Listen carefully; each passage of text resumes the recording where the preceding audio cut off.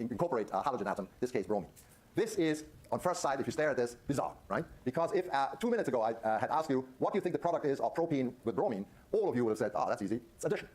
Yes, that's what we learned in chapter 12. You should get the dibromide saturating the double bond. And yet now I'm telling you, no, it's actually making an allylic bromide and HBr. Why is that? Well, it depends on the conditions. The bromination that we've learned about, the addition, is a bimolecular process. Remember, it starts by the bromine BR unit approaching the double bond. It's a bimolecular reaction. You get a cyclic bromonium ion, and then the bromine comes in from the other side and opens that bromonium ion, and you get the dibromide. When you reduce the concentration of the reagents or the amount of bromine present, meaning you're adding the bromine very, very, very slowly, so it's there in very high dilution, then that bimolecular reaction slows down, right? Because there's very little bromine around to react. Bimolecular rate means that if you increase the concentration of both reagents, the reaction will speed up tremendously. If you reduce them, it'll slow down. So it slows down to the point when you use low concentrations that bromine has a chance to break its bond, the internuclear bond, and make bromine dot. And once bromine dot is generated, a different mechanism takes over, which is way orders of magnitude faster, and that's the radical halogenation of the allylic position. So how does this go? Well, mechanistically, it's identical to chapter 3, where we did the radical halogenation of an alkane. There also, we started by taking chlorine or bromine and dissociating in some way.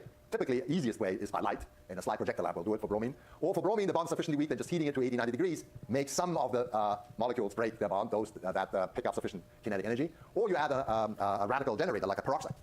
So let me do this on the board here, low tech. What we have is a little bit of Br dot H time nu or delta breaking apart into 2 Br dots.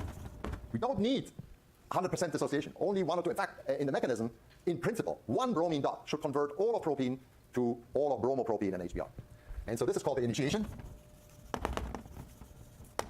And then we have propagation, 2 steps. The first step is bromine dot plucking off this proton here, because this is a relatively weak bond.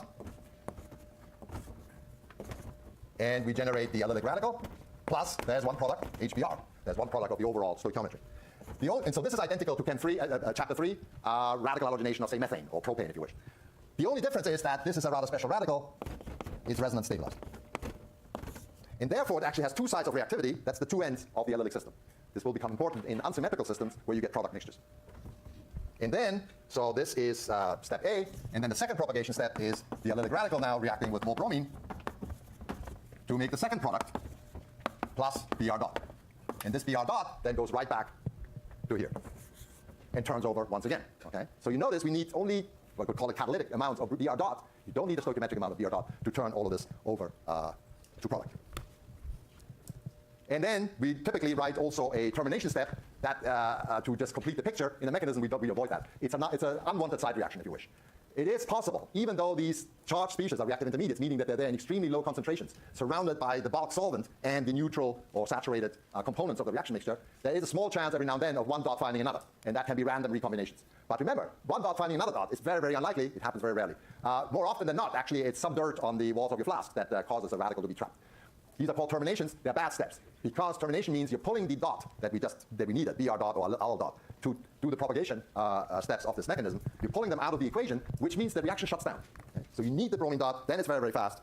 Otherwise, the reaction shuts down. So these are called the propagation steps, just as a reminder. And the last one up there is the termination. So measuring out bromine is nasty business, particularly on a small scale. Bromine is corrosive, and it's a liquid, and it's tough to weigh out and the like. So it didn't take long for chemists to invent a reagent that is a solid, can be weighed out, and is stable and non-corrosive, that will function as a source of low concentration bromine. And that reagent is called N-bromosuccinimide, which is a common name. IUPAC name would be N-bromobutanimide, derived from butanoic acid, and it's a double amide bond. We'll come back to heterocycles like this in chapter 25. And the nitrogen is bound to a bromine. So this is a perfectly stable compound, even though this is a relatively weak bond. And it's also a polarized bond. Interestingly, nitrogen and bromine, if you go back to Pauling's electronegativity table, both have electronegativity 3.0, so there shouldn't be any polarization. But there is polarization. This bromine is delta plus, and this nitrogen is delta minus. And the reason it's delta minus is because these carbonyls actually pull. And we'll learn a lot more about this in the aldehydes and ketones and all the carbonyl chemistry. They pull because this double bond is highly polarized. A strong delta plus of these 2 carbons pulling on this nitrogen and the nitrogen lone pair, pulling electron density away from bromine, making that bromine delta plus. Now this guy reacts with, in the beginning, with just traces of HBr, which happens to be a component of the commercial stuff already. You don't even have to add a drop of HBr to do this. Instantly, topologically, by Coulomb's law, HBr has a positively charged H and a negatively charged bromine. So the negatively charged bromine clearly wants to get a hold of the positively polarized bromine, and it does that. And basically, proton and Br trade places, and you get a small amount of bromine popping out. And you get this guy that's called butan imide, which is inert. In fact, it's insoluble in the typical solvents that, in which this reagent is used, namely tetrachloromethane, carbon tetrachloride, and it floats to the top. So you have a nice indication that your reaction is proceeding because you get some flocculent insoluble material floating on top. And so this is very, very fast. So as soon as a little bit of HBr is there, instant reaction, you get instantly a very small concentration of bromine, exactly what you want to do this. Okay? That small amount of bromine attacks an allylic position. You go through the 2 propagation steps, and you keep turning over. And remember that in the process, once one bromine is used up to make the allylic bromide, you make HBr. That HBr is immediately mopped up by your starting NBS, and in this way, NBS is all used up.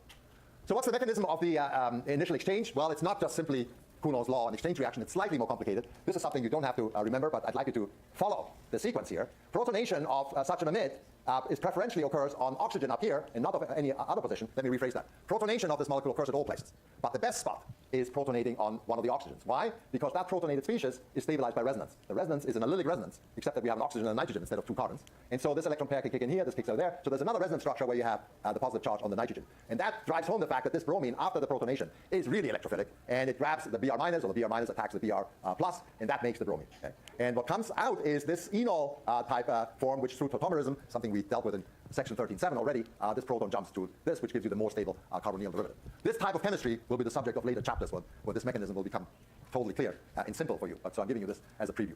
So let me give you an example. If you take cyclohexene and NBS in carbon tetrachloride, slide projectile lamp for a few seconds or minutes, out comes the bromocyclohexene, the allylically halogenated system, 85%, excellent yield, and the other product is the butan imide. Notice again, Br2 doesn't actually even show up in the stoichiometry. Yeah? It's an important component of the mechanism, but it doesn't show up in the stoichiometry. And this will be a feature that it's a feature you've already seen before, but it will become even more dominant in many of the reactions we'll see in the future. And let me show you a movie of this. So here's the mechanism of the HBr reacting with the NBS to make bromine. Yeah, basically an exchange like this. Here's the bromine, or here. And then we make the butan imide. And this guy now goes off and does what we did on the board, dissociation. Here comes cyclohexene. It plucks off the allylic hydrogen, gives you the radical. So that was step 2A. Now comes step 2B. Bromine is attacked by the radical, or vice versa. And you get the product bromocyclohexene, and the bromine dot that's formed cruises on right along to the next guy to repeat the cycle. So this looks all fine and dandy, but so far we've only looked at symmetrical systems where only one product was possible. What happens with unsymmetrical systems? And so here's the case. A terminal alkene, and the question is, will we get product mixtures? And the answer is yes. And so that is, in a way, for you, a simplification, because we don't have to develop rules that allow you to predict which one will be dominant. But synthetically makes this process less useful unless you can, you're willing to separate the mixtures and then proceed in a synthetic scheme with the component that you like. Okay. So if you take one octene with NBS, in this case, people took dibenzoyl peroxide as a radical initiator to generate radicals. But you could just done it the way we just did a minute ago with HBr. You get low concentration of bromine. The bromine blocks off the allylic CH, so the CH next to the double bond. That gives you this. But remember, this is now a resonance stabilized radical, 2 resonance forms, meaning that the trapping of this by bromine from the NBS can occur either at this carbon or at that carbon. And in this particular experiment, it turns out you get minor trapping at the internal carbon, major trapping at the terminal carbon.